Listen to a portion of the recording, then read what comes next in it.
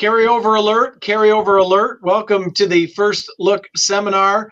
And Gino, I have to remind myself this is actually Thursday Yeah. because we're going to talk about the Friday card. We always do the Friday shows into Saturday, but we're a day early because of a nice, healthy carryover from last Sunday, Gino.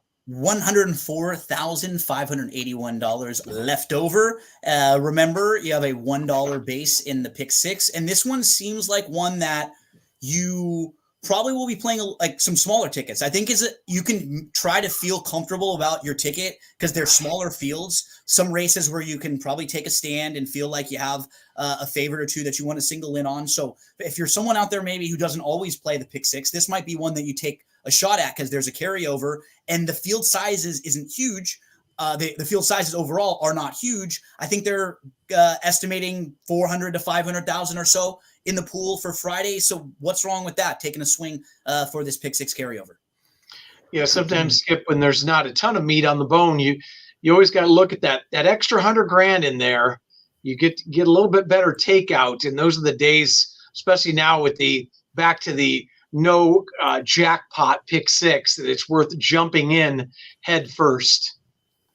No, absolutely. With the carryover, I know the card isn't, it's not a whole lot, but it's good enough for us. And with that extra $100,000 in the pool, let's take a shot and try to knock this thing down. Let's do it, boys. And 8 race card tomorrow starting at 1 p.m. So that means the pick six starts in race 3, Gino, going off around 2:03 Pacific time. We're going a mile on the main track, $10,000 open claimers here. What are your thoughts? Yeah, I think Tembo's the horse to beat in here to the outside. He has 4 straight exacta finishes at or around this level. In the win, he beat a couple next out winners that day. Divine Feminine, who came back to win at 12-5 next out at Santa Anita with the 69 buyer. Another horse who went over to Turf Paradise in one. So I think that one's probably the measuring stick horse to beat. I will at least throw in the one Mastermind as well, who might be able to offer some value in here. This horse has inside speed. Now, he's not in great form as of late if you're just looking at those last couple races, but he has speed, he has the rail, and he's dropping in class. He showed he could get a mile on the turf also. So we know some positives in a small field. If he gets out in front, Stay in the Game is not fast early. Granada Flavor is not very fast early. Flint Stroll is not very fast early. The only one who feels like they can even be close to him early on is Tembo. And that's sort of why I'm going to use those two, because I don't think Tembo is going to be battling with them with the one Mastermind. I think they'd be very content with just sitting 1-2 all the way around. So I'll probably play it that way, Chappie, and just use those two, 1 and 5.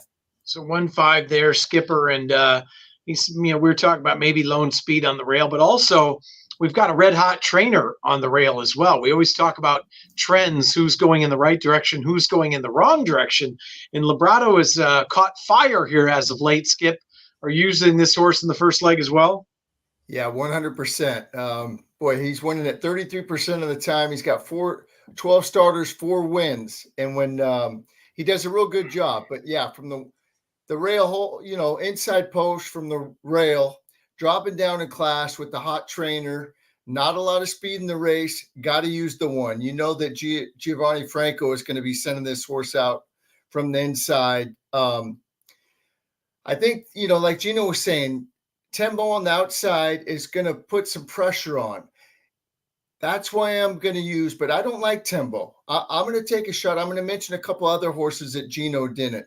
I'm definitely going to use Granada Flavor. Has 3 wins out of 19 career starts. All 3 wins have been at Santa Anita. Obviously, it's its favorite track. Dropping down from 25 and 20 down to 10. This looks like a money run. I mean, this is the bottom of the barrel, and they're going to try to get a score here.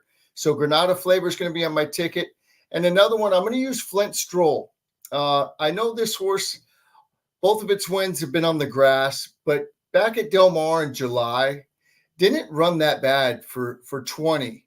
It got beat 4 1/4 lengths, but it was coming and it was improving.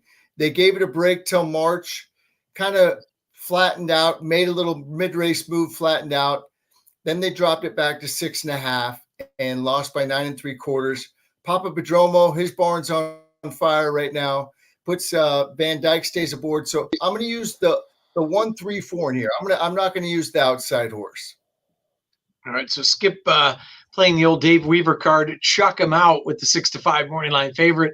First leg's tough, I thought as well, you guys. I mean, obviously the 1 is a must use because of the speed factor, but for only 5 horses, several of them are dropping in class.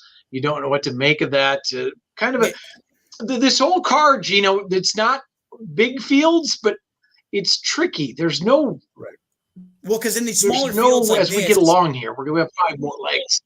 Yeah, the smaller fields like this, because you'll see horses that will have different running styles than they're normally having, right? Because they have to try to stay in touch. And if that happens in this case, then the whole race is different, right? If these horses are aggressively asked for just a little bit more early on, because otherwise horses like Stay in the Game, Granada Flavor, French Stroll, they may have a tough time keeping up early. And in a small field like this, they could be way strung out and not get enough pace. And it might just be the one kind of loping along and cruising along if they can get that trip. So we'll see if, obviously if Tembo's quick enough to put any pressure on. But while you see some small fields, there are races where you'll have like 9-5, 8-5, 5-2 sometimes, or like 3 horses in a small field and not just one overwhelming favorite. So it's competitive of the horses you have, right? It's still difficult to build tickets because you just have to take your stand one way or the other as we turn the page of the 4th. As we turn the page of the 4th, I'm looking at you guys. I'm wearing the hoodie today. I feel like a bum a little bit. Gino's all freshly shaven. He's all clean cut. Skip, I think you got a new pair of specs on or something. You look sharp. You look even smarter with those glasses on. You're rocking the Belichick over there after you watched the Brady roast, on the. No, that means I'm just getting old and I can't see, buddy. It's okay. It's been it's not good, man. All right, let's move on to the second leg. Race 4. We're going starter allowance, going 6 furlongs on the turf. Skipper, what are your thoughts in here? We've got the 9-5 favorite Pink Ace as the 4-ball, who ran at a grade 3 last time, but that was last September. What are your thoughts here? This is a race that I'm going to go the deepest. I just thought it was real tricky. Of course, the horse that you just mentioned, Pink Ace, coming out of Torrey Pines, grade 3, it got beat a mile in that race. That horse is good, but coming back off the layoff, I mean, I don't know. I'm going to use, but I'm not going to single. The ones I am going to use, I'm going to use the 2 because I love that Mahina race that it came out of. That was going a mile. It shortened back up to 6 furlongs. 2 races back, it ran really good at 6 furlongs, got beat a half length. 2's going to be on my ticket. The 3, I don't know what to make of that 3 horse, but I'm using it because it comes out of that same race, that Mahina. Mahina just ran on Sunday. Or no, I think it was Saturday actually, and ran really good. It got beat like 2 heads or whatever in the last race, but it came flying late. So I thought that was a really good race. I don't know what happened with Control Function last race. It was sitting in a good spot. Then it just kind of got tired and just kept backing up. Rispoli jumps aboard, which makes me think that the horse is, obviously still doing good. Maybe it just had one of those bad days, but the 2 races before, I thought put that horse right here. I like it shortening back up. I think this horse, it almost looks like more of a sprinter to me than it does a route horse. So I like it going 6 furlongs. And then I got to use the 4 because it's a class. It ran good at Del Mar. It's never been on the grass, but usually Oxbows, I know it's on the dam side. They usually like the grass, so that doesn't bother me at all. I'm going to use Blonde Bombshell. This horse came off a little break for Debbie Winnick and won really nicely. And this horse loves, it wants to be on the grass. That's what this horse should be on. All of its wins, or one of its 2 wins have been on the grass, but the best races have all been on the grass, buyer-wise and everything. So I'm using the 4. I'm going to use She's a Joker also. This horse slipped and fell, walked off last time for Peter Miller. His barn is on fire. It's hot almost 30% of the time. The 2 races before that, Aventap, that was a good race. Got 3rd beaten 3/4. stretched it out, and it ran first time in forever. That horse was sharp. Didn't run that bad that day. Both of its career wins have been at Santa Anita on their turf course. So she's a joker's on my ticket. And so I'm going to go 2, 3, 5, 7, I believe are the numbers. 2, 3, 5, 7. And the Gino, four, the question and I the four was in there too, I think, right? yeah, 2, 3, 4, 5, 7. Yeah, 2, 3. Pink Yeah, Ace. Right. Gino, 2, 3, what I was 4, going 5, to 7. ask you is, what do you do with the 4 horse in here? There's no speed in this race whatsoever. The 4 horse looks like it's going to get an easy lead, but has never tried the turf before. And the unraced dam from is the first full from an unraced dam. There's not like a ton of direct turf to go off of either. So I think I'm going to probably go 4 or 5 in here, just those 2. If Blonde Bombshell, if you were just looking at this horse's races and not the name of the trainer, who is just a smaller barn that a lot of people don't know, this horse would be half the price. By far, her grass races are they're very good in comparison to the rest of this field. And she's been really consistent. Overall, look at her last 6 or 7 races that she's run. I mean, she won last time out. That was her first start since November. So she has the right to step forward now, second start off the bench. I mean, she could take a nice step forward and she could get a really nice trip where she, by process of elimination and by default, she may not be that far out of it in this race. Like there's a lot of slower horses early than she is. So I could see her like third in this race throughout. I think I'm going to try to get out of it with just the 4 and the 5 and see if I can sneak through here with those 2. No turf breeding, but I think just on a pace play alone, and I hate to single chalk, but I think I'm going to single the 4 horse Pink Ace because I think this horse is going to get such an easy lead and crawl on the front end.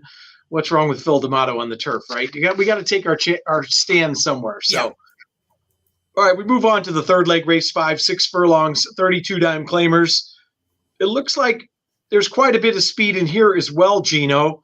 It looks like it could set up for a couple of them. What are your thoughts in here? Yeah, this is probably one of those challenging races that you were talking about because while it's not a big field, and while I do think I'm looking at the outside, maybe 2 that are probably a little above, the 1, Let the Liquor Talk, wouldn't really be all that surprising in here if that horse were to get away from the inside and cutting back. The 2 Outgunned has been like the race on the grass and has been facing better on the turf and now comes over to the dirt and actually worked on XBTV. I thought was okay on the dirt as well. So like it's not the easiest field in here. The 4 might be the quickest.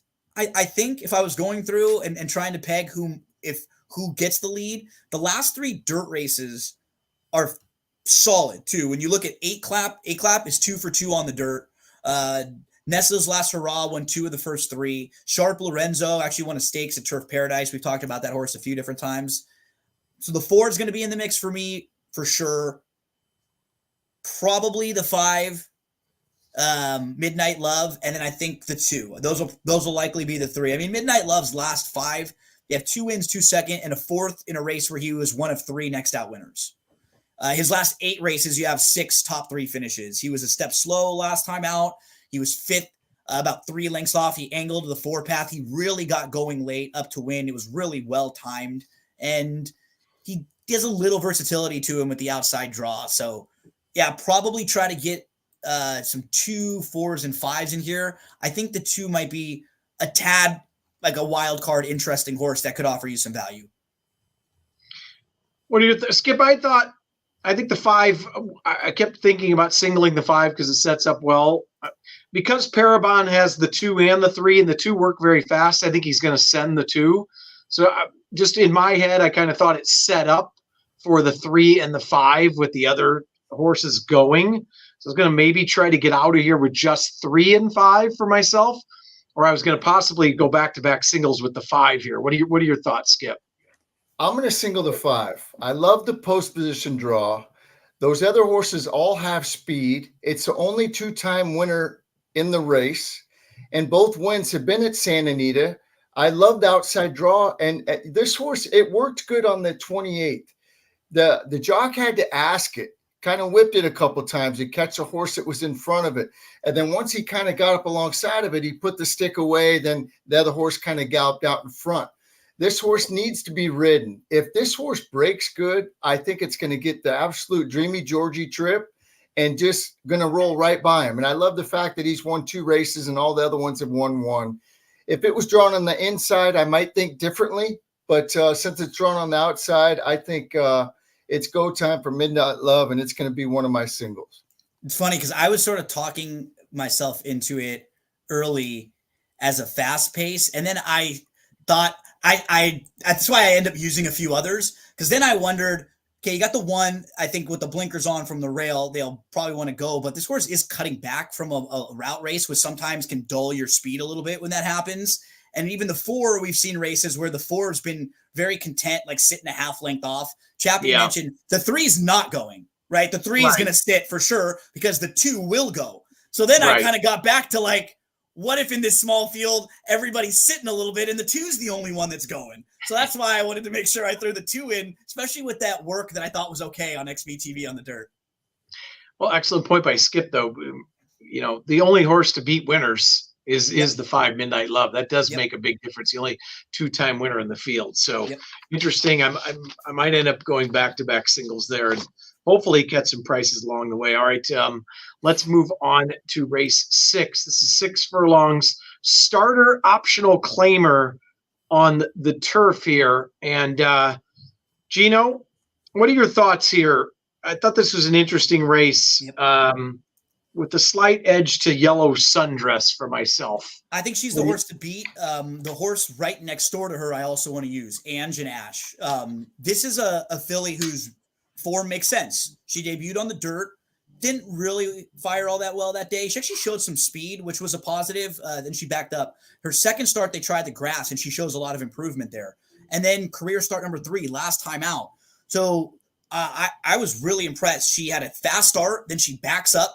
She sits second, and she's about a length off. She's just traveling well, and then she just pounces at the top of the lane and opened up. To me, that was like really kind of push button, very handy for a filly who seems like she's improving speed figures in each of her races. Obviously, a horse who likes the grass, and now able to bring her back in a protected spot here. So I think she could get a really nice trip because I'm looking at Elton Sings Another going. Perfect and Gray going to be very close. Topolina wants to be close. I think the outside 3 will probably be pushing each other, and it could set up well for the horses who could be sitting right behind them. And I think that's Ange and Ash and Yellow Sundress. So that'll definitely be the 2 that are on my ticket, 3 and 4. I'm trying to maybe get to the 1 because the Sadler runners complement each other in here too. Like what you were mentioning with the Parabon runners in the last race, Chappie, you have the 1 Certitude who really needs some help up front. This is a filly who's cutting back from going longer. And when she's been sprinting, she just doesn't have a lot of early speed. She's at the mercy of racing luck. She has to come from out of it.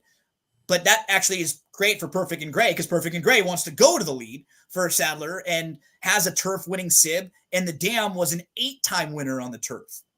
And this barn has been really good with first off the claim numbers.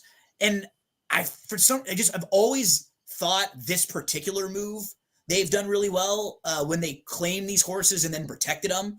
There's especially younger horses. They've done very well with this move. So Perfect and Gray is probably one that's in the mix for me too. But at 3 and 4 are my top tier in here, Yellow Sundress and Ange and Ash.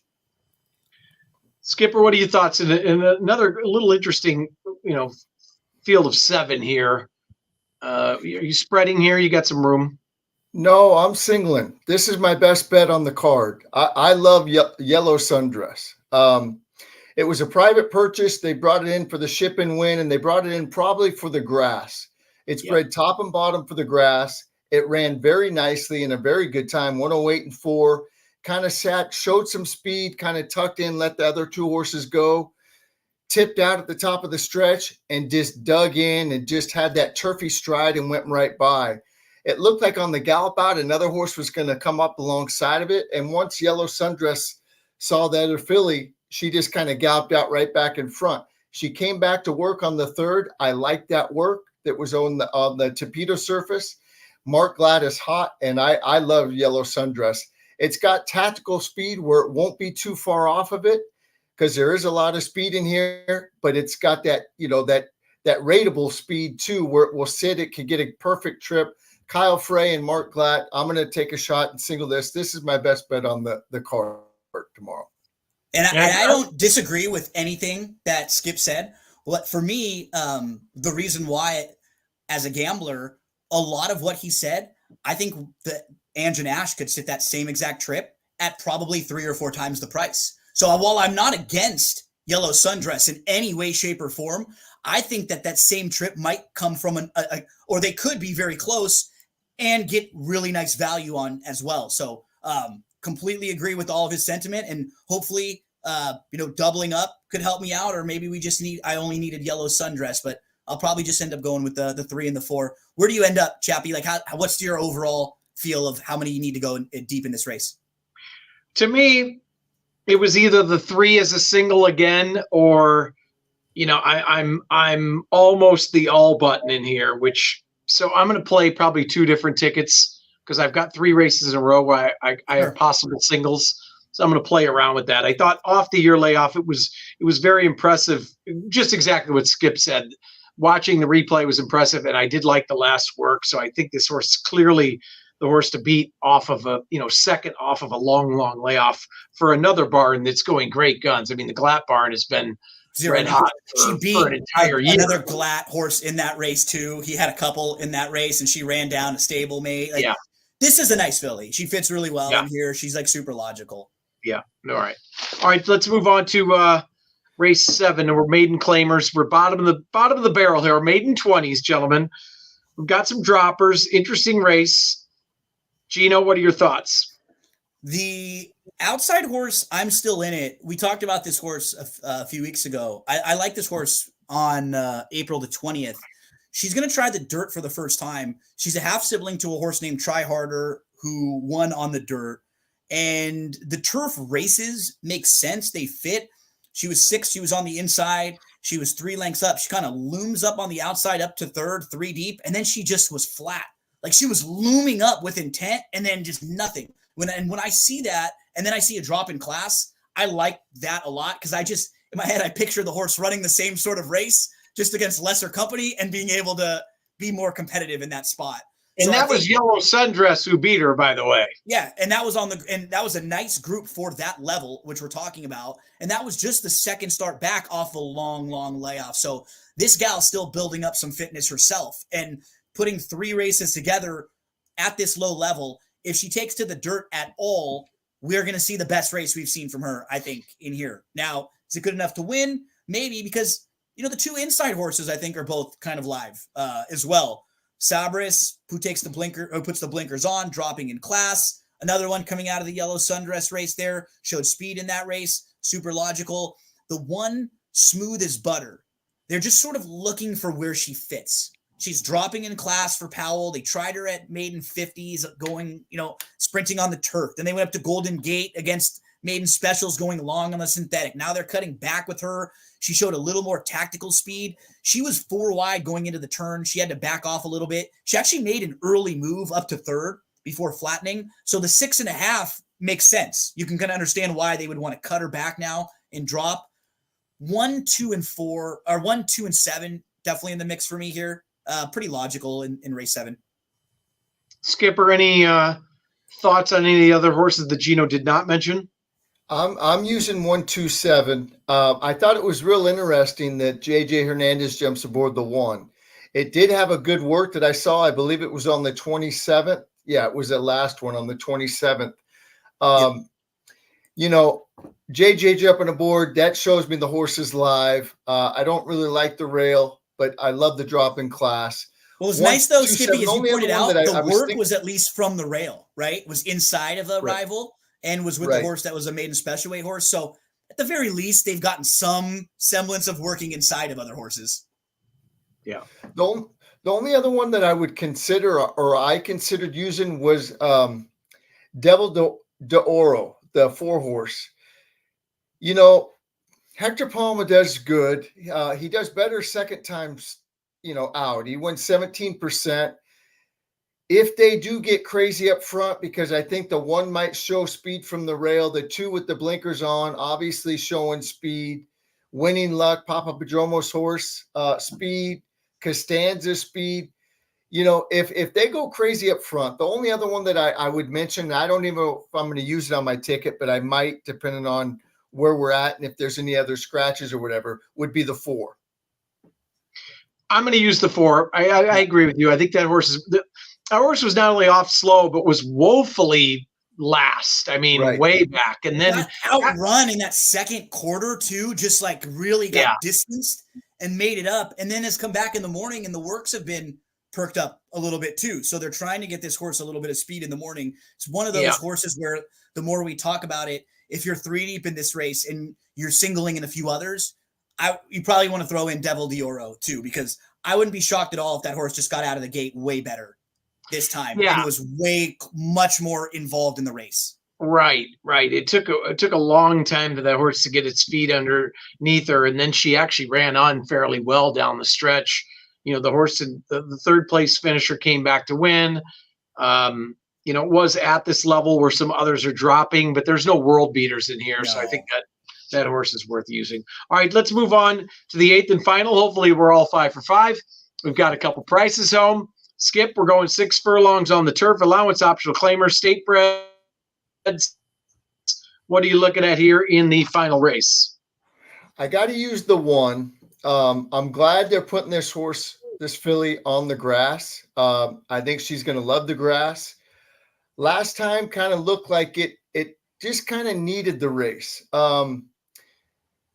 So the 1's going to be on the ticket. The 2, I went back and forth, but I got to use the 2. I gave it out on the radio show first time it ran at Del Mar a couple of years ago.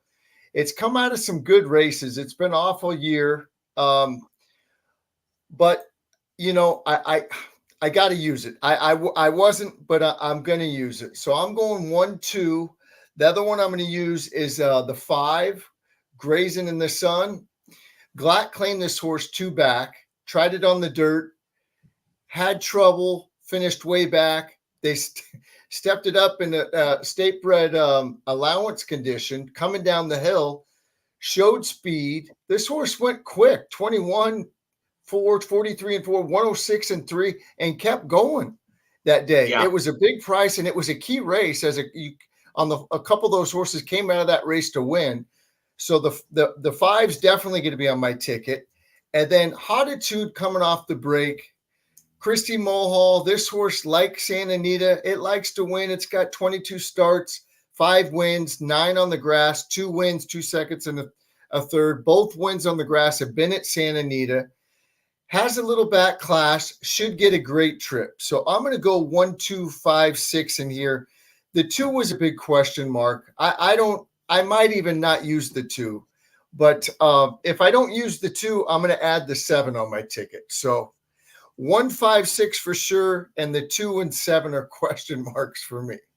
Yeah, we're kind of on the same lines here. Gino, anything to add in the final leg? Outside for me, 5, 6, 7. The 2 concerns me just a little bit off the year layoff. I think if they beat me off the bench off that kind of a layoff, I'm probably okay. Grazing in the Sun, total top contender.